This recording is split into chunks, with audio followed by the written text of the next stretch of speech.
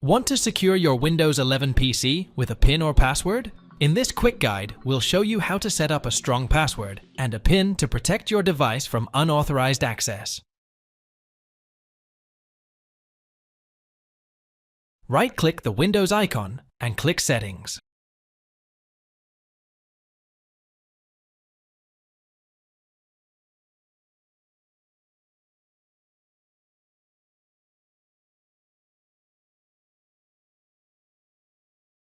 From the left-hand menu, click Accounts.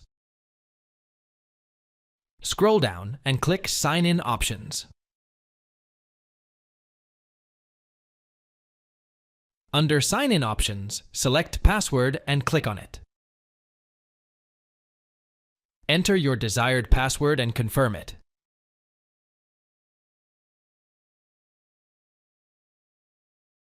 Add a password hint for future reference. Click Next and then Finish to set up the password.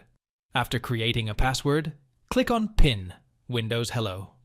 Click Setup, then enter your password and click OK. Enter your desired PIN and click OK to save it. Thanks for watching. If it helps, make sure to hit like and subscribe.